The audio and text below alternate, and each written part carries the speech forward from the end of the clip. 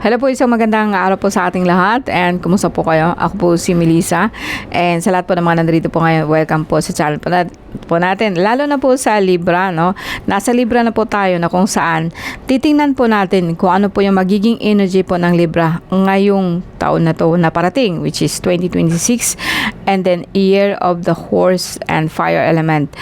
And gusto ko lang ano natin, no, parang kumaga sa akin magbigay or dagdag kaalaman po sa itong taon na parating.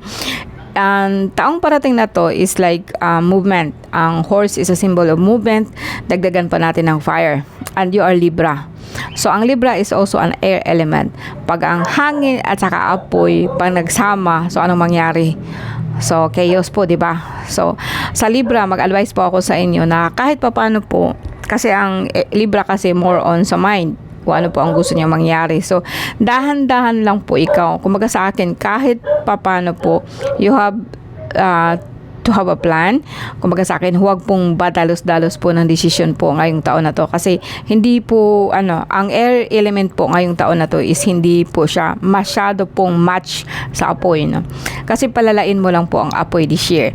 Kumbaga sa akin, pag ang air element po ang mag-ooperate this year, no? Also, sometimes kung halimbawa po parehas po sila, very practical, halimbawa partner mo is fire element and ikaw po is air element, actually magka-match po kayo kapag dalawa po kayo magpaplano. Kumbaga sa akin, huwag po kayong padalos-dalos po ng emosyon ninyo or yung kung ano talaga ang kasi more on sa akin, ngayong taon na to ang mga tao is more on movement. Kumbaga sa akin, gagawin nila kung anong gustong gawin nila no matter what. And kung minsan po talaga is like mabuburn out po tayo. So, kailangan po natin dun tactical or sabihin po natin na planuhin kung ano po ang pwede po natin gawin. Saka po tayo mag-i-implement ng mga bagay kung ano po yung gusto natin gawin. Kumbaga sa akin, planuhin mo muna, no? So, let's begin, no? And Libra, no? Lahat ng Libra o sa inyo, remind ko lang po sa inyo na gabay lang po to, ha. Alam ko naman po ang lahat na nandito is tingnan po natin kung ano pong kapalaran po natin this year, nitong taon po na parating, no? So Libra, air sign. Paso sa Jubame at sa Scriptori para Christi Benedictum Sancti Magnum. So Diyos Ama, bigyan mo ng kalinawan po ang aking kaisipan, and basbasan mo po ang aking kamay, ang aking kaisipan, ang aking puso, no, na makapagbigay po ako ng tamang gabay po sa lahat ng Libra. Okay. Justice, no? Actually, this is number 11 sign, no? Ang justice kasi is nagdidil po siya ng mga legal documents. Ito yung sabihin po natin na bagay po na asikasuhin ng Libra ngayong taon na to. Pwede po kasi itong mag-aasikaso ka ng mga documents, pwede pong mga legal, pwedeng magsampa ka ng kaso, pwedeng sasampang ka ng kaso, pwede pong sabihin po natin na mag-aasikaso ka. Depende po siya sa susunod po ng mga energy. Basta ito naman po, this is neither bad, neither good, no? Depende siya kung ano talaga yung energy o ano talaga yung mga asikasuhin mo this year, no? So, let's see, no? Okay. Lumabas ka agad yung natin, no? Knight of Wands. Ang Knight of Wands is the symbol of our energy this year.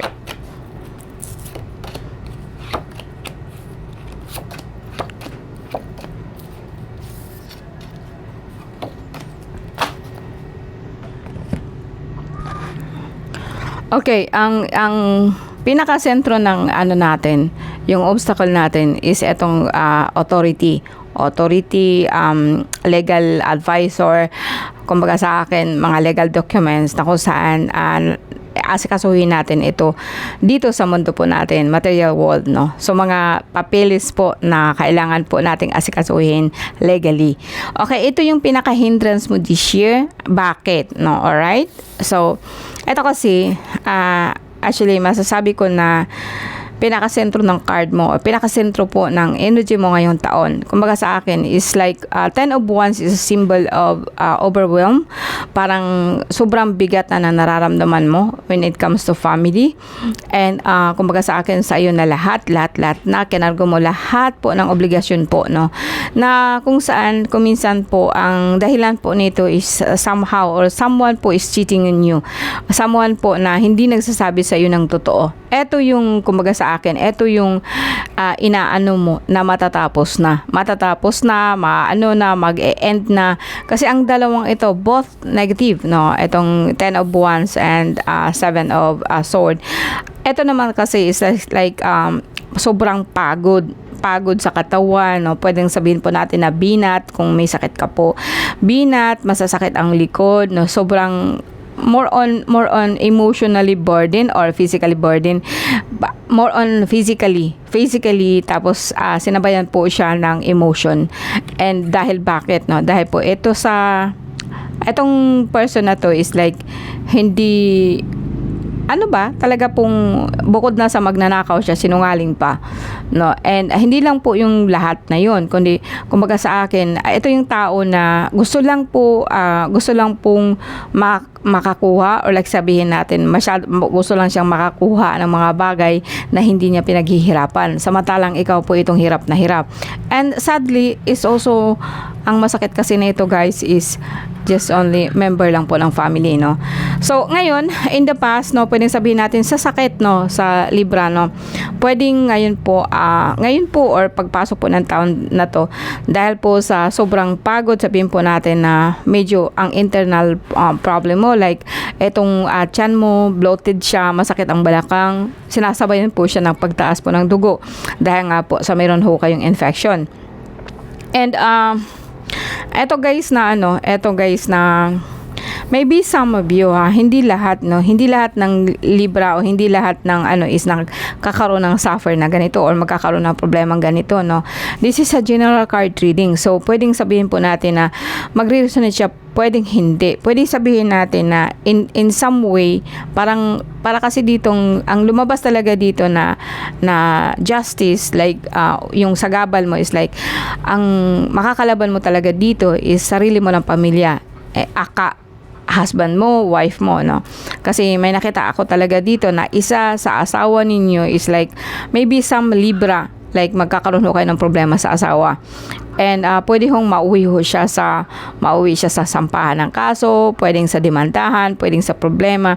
Pero alam mo guys, no, and in the past kasi merong, kumbaga sa akin, may mga tao din po na hindi maganda ang influensya sa inyong pamilya. Ito naman kasi like deep inside ito, yung bagang, kumbaga sa akin, kung nagluluko man ang asawa nyo, ito po'y dahil sa nakikinig ka rin sa sabi-sabi ng iba, na lalo na sa mga kapitbahay mo. Kung titingnan ko dito, dire-diretso, no, maraming kumbaga sa akin, maraming mga taong involved na hindi, o sabihin na natin po guys na toxic ang mga tao na nakapaikot sa'yo. And andyan na po yung asawa na nagsusulsulan ka. Pwedeng sabihin po natin na hindi lang sa asawa, kundi pwedeng sabihin po natin sa mga mahal natin sa buhay, sa mga kapatid mo, sa mga mo na kung minsan po talaga hindi sila nagsasabi sa iyo ng totoo or ninanakawan ka talaga nila. And ito yung cause po ng sobrang stress mo. Alam mo kung bakit? Kasi nga po is like yan, yung kumbaga sa akin, grabe yung regrets mo, grabe yung kumbaga sa akin, ito yung ikinagagalit mo talaga. Kaya po ikaw nagkakaroon ng problema or sa internal problem.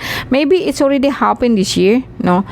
And patuloy po siyang mag-manifest early next year, mga February, mga January, February, gano'n, no? January, February, now, kasi eto kasi sa ngayon to, no? So pwedeng susunod nito. Ngayon po, may nakikita din po ako dito na sangkot po ang spiritual. May mga tao na sumisira sa'yo, which is mag-asawa sila, no, na sinisira niya yung pamilya nyo, no. Ito hindi talaga maganda na energy po, no guys. Pero kung sa positive side, maybe March, April, kasi i-work out mo kasi ito early this year. You will decide what to do. And sabihin na po natin na ano ka, na masakit ang loob mo, yung bagang grabe po yung regrets mo about sa something, about sa nangyari, but then you would choose to work. You would choose na talikuran na lang po yun, tapos focus on something else, which is also a good idea, no? Halimbawa man po kung ito'y nangyayari po sa iyo ngayon, so early this year, ngayon po na nandito ka sa akin, na nakikinig ka po, aware ka sa kung ano man po ang mangyari or ano po nangyayari. Kasi justice has to be served. And nasa sa iyo yun kung you walk away from these people na kung saan nananakit sa iyo, na kung saan nagbibigay sa iyo ng pasakit sa buhay.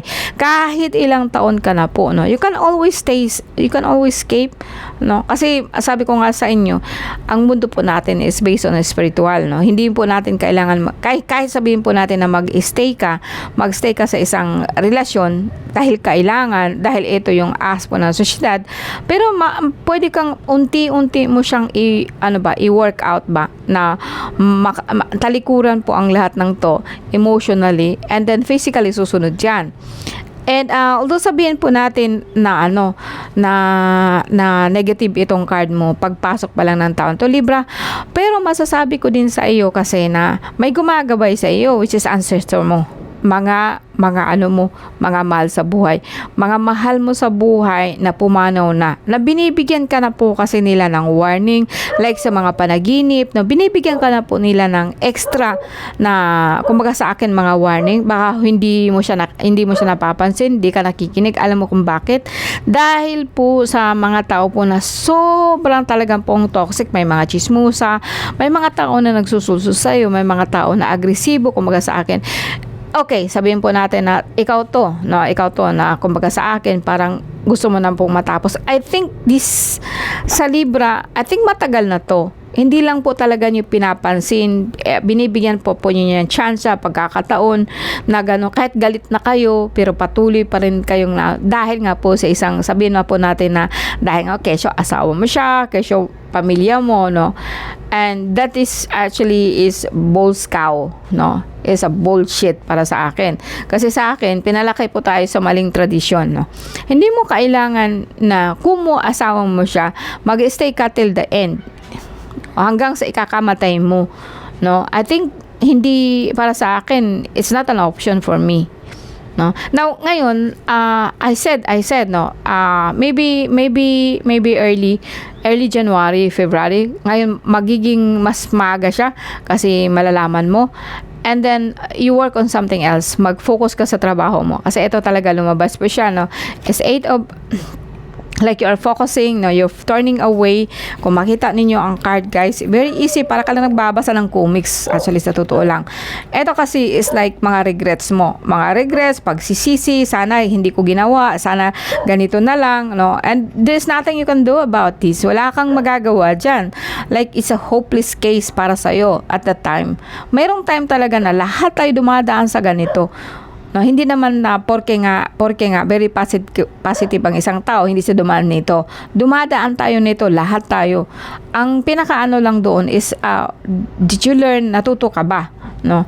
And ang sumunod dito, hanggang sa magagalit ka na, iniisip mo na po talaga pong ganito, ganyan, piste sila, ganon. No? So, pero ang kinalalabasan po kasi nito is more uric acid kasi nga po inis ka, no, inis ka, no. Alam niyo yung nanggagalaiti ka sa galit o actually nagkaka-raise po yan ng toxic level po sa ating dugo, no. And ito na nga po yung sinasabi ko sa inyo na hindi po bumababa yung dugo nyo, lagi po kayong may problema sa kidney, lagi po kayong may UTI dahil nga ho sa tinatawag kong sobrang galit nyo. Although sabihin natin, okay, pwedeng sabihin na nilagay po ng iba, but more sa akin, Libra, is more on sa'yo to, no. Sobrang trabaho, nabibigatan ka na po sa panluluko po nila sa'yo, no. And then if you can see this, no, tumalikod na baga, you are trying to see this. Alam kong nagre-regrets ka, pero alam kong galit ka pa rin, pero you are working towards, parang nagtatrabaho ka, nakita mo yung sa gitna, nakatingin na po siya dito,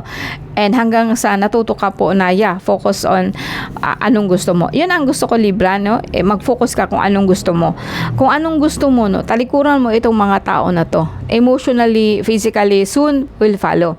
And as I said, mayroon na hong mga nagbibigay sa'yo ng warning na ganito nga ang gawin mo, kaso lang po kasi magkasunod ho ang the Star and the Emperor, no. Ito yung ang Emperor kasi is a symbolize of mga pumanaw po natin, mga patay, kaluluwa. And ang etong is the Star is a hope, no, and news. This is all good news kumbaga sa akin.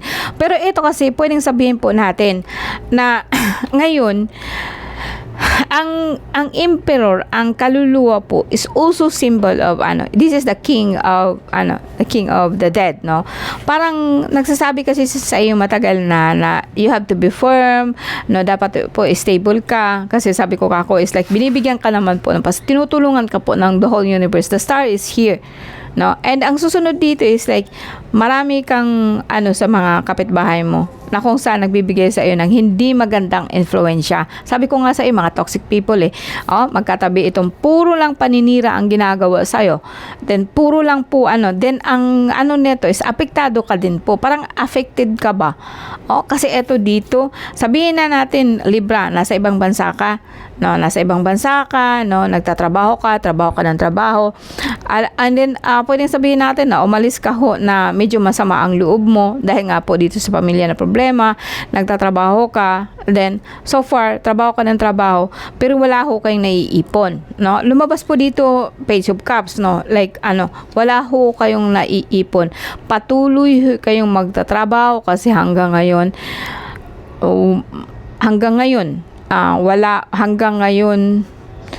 wala kayong naipon, as I said. Now, turn side down, no. As I said guys, sorry hindi ako masyadong ayoko kasing bigyan kayo ng sweet tooth, no, na pangakong peke kasi alam ko talaga, nakikita ko dito ang problema no. I have to be honest with you, no, para kahit papaano po matuto tayo sa buhay, no. Ang pinaka number one kasi dito is like wag mong sisihin ang iba, Libra, sa ikaw to, no. Like alam mo kung bakit nagkakaroon ka din ng problemang ganito. Nandiyan na po kasi yung padalos-dalos ka, no. This year po talaga pong wag mo na po siyang ulitin kasi lalo po ikaw magkakaroon ng problema this year. Nandiyan na nga po talaga yung may kasuhan na, no.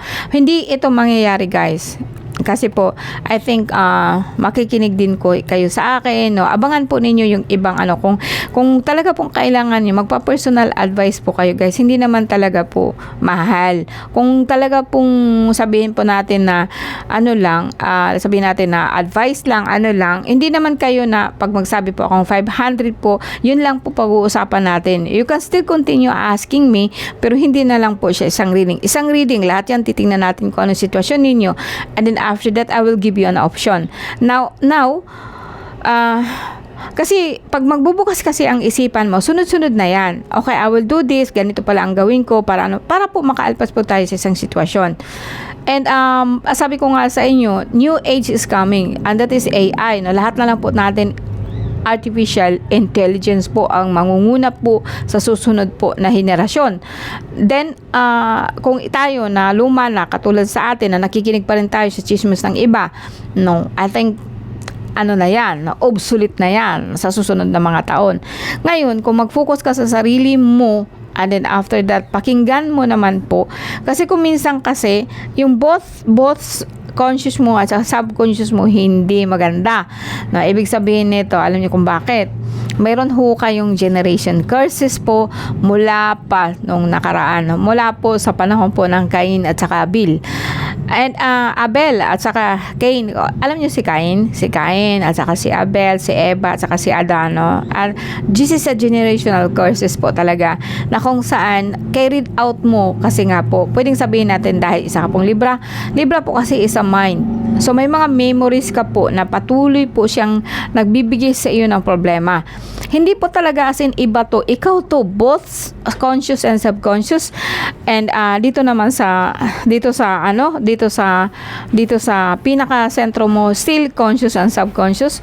Subconscious mo kasi is lagi kang galit, irritable. The same here, lagi pong kumbaga sa akin, lagi po ikaw galit, lagi po ikaw naano sa walang bagay, nag-iisip ka po sa mga bagay po na hindi mo dapat isipin, na hindi mo dapat problemahin, pero problema mo. Bakit? Ito kasing itong both na to. This is our mother. Our mother. Mama natin yan sa spiritual. Mama natin at saka ito papa natin. Dalawa na yan. Lumabas sa the Empress and the Emperor. Mga yumao nating mga magulang na kung saan hanggang ngayon, hindi mo nare-recognize. Hindi mo na ang kapangyarihan po nila na hanggang down, pass down it to you, kaya lang dinideny mo. Okay? Ang Libra kasi is ang magke-carried out po, supposed to be ng kasi you ang kaluluwa lang naman actually natin is just a memory. Okay, ang memory natin, memory or DNA po ng ating mga magulang nasa sa inyo. Hindi mo lang sila pinapakinggan. As long na hindi ka nila pakikinggan, babagsak ka nila, pahirapan ka po ng pahirapan hanggang sa ma-recognize mo sila. Okay? So, this is an old course. Kumbaga sa akin, mga sumpa, nung unang-unang panahon po na hanggang ngayon, hindi siya makaka-recover. I don't know, pero kung sasabihin ko sa iyo, binibigyan ka po niya ng pagkakataon po this year, kahit papano, kasi the star is here. Andito po yung star, andito yung emperor mo. Ito yung lulu mo, ito yung lola mo, na nakagabay sa iyo, pero hindi mo kasi siya pinapakinggan. Hindi mo siya pinapakinggan, tigdididma mo lang po siya, kaya lahat po pinapahirapan ka sa trabaho mo, sa asawa mo. Paano po ikaw mamahalin, paano ka mamahalin po ng asawa mo, ng ibang tao po, kung halimbawa sarili mo, hindi mo nga siya pinapakinggan, nakikinig ka po sa ibang tao, nakikinig ka po kung ano sasabihin po ng ibang tao, and this Libra, huwag kayong magalit huwag kayong magalit sa akin kasi ako nagsasabi lang ako dito ng totoo, ang marami kang mga general, yung yung mga problema po ng mga unang mga panahon, kasi dito kasi kaya po hindi ka ma-settle sa isang lugar kasi hindi ka ma-settle sa isang sitwasyon na isa kasi nga tumatawag sila sa'yo. Tumatawag sila sa'yo, nagpaparamdam sila sa'yo, hindi mo lang sila pinapansin. Okay, tingnan natin dito sa sa Lenormand kung ganun pa rin po, justice, from generation to generation, yung kasalanan ng mga magulang mo na hanggang ngayon hindi pa nasosolve, ito yung nangyari sa inyo. Ang Libra kasi and Gemini almost the same po ang energy ninyo, Okay, Libra.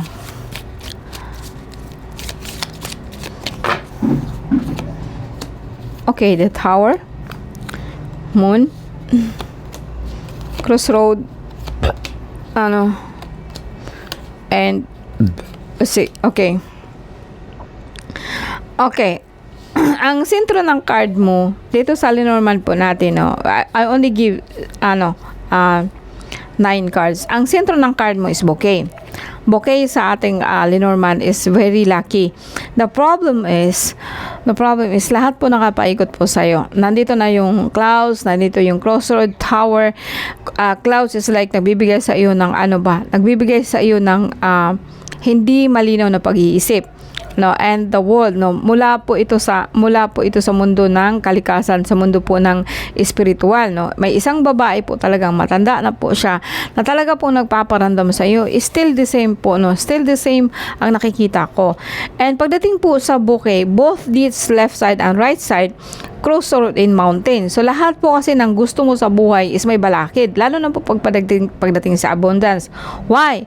Because sa mind mo kasi is not clear. Pero kung magbubukas po yung mind mo, ibig sabihin po niyan is like, harapin mo yung kung anong nasa isip mo ba, kung ano ba talaga ang iniisip mo, kung ano talagang gusto mo. You have to kailangang linawin mo yung isip mo para magkaroon ka po ng susi. Kasi ang sunod dito is susi and opportunity. Ang key is like an opportunity, like mga doors na mabubuksan. Ang key is a good thing. Kasi eto nga, binibigay nga sa'yo. Paano ka man magkakaroon ng susi kung hindi naman malinaw ang isip mo? Malinaw ang isip mo, ibig sabihin yan is like, hindi siya klaro ba? Walang plano. Hindi mo alam kung anong gusto mo. Kasi pag ang clouds kasi is lifted up, parang mawala, di ba? You can see a blue sky, you can see things, you can see good things, pero dito, and then ang susunod dito is, Lily somehow is just like, is on also an old soul. Ito kasing Lily is like, patay na siya, matandang lalaki na, patay na po siya, na marami, ang ganda po ng energy niya, marami siyang alam, marami siyang kaalaman, and meron siyang susi na binibigay sa'yo. Kaso lang, hindi mo nga siya tinatanggap. No? So, eto guys, no, the same thing in here, black po ang, black, or sabihin po natin na, nakaharang po ang abundance mo. Bakit? Dahil nga po mula sa kalikasan, hindi ka nakikinig, mountains, puro problema ang nakikita mo. Bakit? Kasi nga, you not yet decide. Kumaga nasa crossroad ka pa lang. No? You cannot decide. Sa crossroad. No? Hindi ka makapag-decide ba? Ano bang gusto mo? Although sabihin mo natin, yeah, gusto mo ng abundance, pero it's not clear. No? So sa akin, masaya ako kung may kamuti ako. Alam ko, gusto ko kamuti. Kasi masarap, gusto ko yun. Gusto ko ng pera. Magkano ba ang pera na gusto ko? Gusto ko na, kailangan ko ngayon ng 11K. Pambayad ko sa ASA. Kailangan ko ng 11K. 2 motor ang binabayaran ko monthly. Clear yun. Klaro yun. Kailangan ko ng 11,000. Ngayon, pag sabihin mo ka ako, abundance, anong klaseng abundance pa gusto nyo? Alright? Kung sabihin ninyo na happy ka in a small things. Pag sinabi mo kasing kayamanan, hindi klaro yun. Kasi ang iba kasi, alam mo, nakikita yung mga nasa kalye lang. Kayamanan nila yung maupo sa kalye. Kayamanan nila yung makipagchismis. Kayamanan nila yung siraan yung ibang tao. It's for them. Pero hindi sa'yo. Magkaiba tayo ng gusto, di ba? No? So, we should, para sa akin, irespeto natin yung kung ano ang gusto ng iba. No? Kaya dapat klaro siya kasi ang mind mo magbibigay, parang computer yan, magbibigay yun sa'yo kung klaro. No? Kaya sabihin natin na gusto mo ng pera, hindi klaro yun, piso, pera din yun. Magkano bang pera ang kailangan mo? Ito yung sinasabi ko kako na kailangan mo ng clarification. Alright? Okay, now I'm already 27 minutes, tingnan natin. Okay? Ay, sorry Libra, no? Gusto ko lang po maging prangka po sa inyo. Para kahit paano po makausad tayo. Siguro naman ito, papasok ito sa mga tao na na talaga pong hanggang ngayon lutang, parang nasa purgatorio ka po kung titingnan kita. Okay? Now, appreciation. Baka nakalimutan mo na po magbigay ng pasalamat na everything is happy. I am grateful. Ito sasabihin ninyo, Libra, I am grateful for the abundance in my life. As I focus in all that is wonderful, my worries lighten. Okay? With a full heart, I appreciate all I have. I accept what it is as it is and choose contentment. Ako ayaw ko din nito kasi peke to, no? Sabihin ko sa inyo guys, no, grateful ka sa magandang mga bagay na nangyayari sa iyo. Yes, no, focus ka kung ano po ang kailangan mo. Kaya nga inuna ko yung tinatawag po natin na inuna ko po yung problema. Saka na ako magbibigay sa inyo ng mga choices po or mga pampasolita sa inyo this year, no, na parating. Kasi kailangan nating i-address muna yung problema, no. I choose contentment. Kasi kung pipiliin mo yung contentment, depende yun siya kung depende siya kung anong klaseng kakontentuhan ang gusto mo. Kung magiging kontento ka po, halimbawa ikaw isang nanay, kontento ka na po na makakain, paano yung anak mo? Di ba? No. Kung gusto talaga ninyong umasenso talaga, it's okay. I understand. I appreciate. I respect on whatever you want in your life. Pero sa akin, i-share ko sa inyo na kung makukontento kayo, and then that's it. That's the end.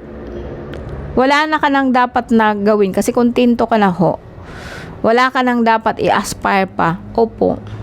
But then, magagahol ka po niyan. Kahit anong tipid mo sa bigas, mauubos din yan. Alright? Salamat po guys. Maraming salamat po sa inyo. And thank you very much po.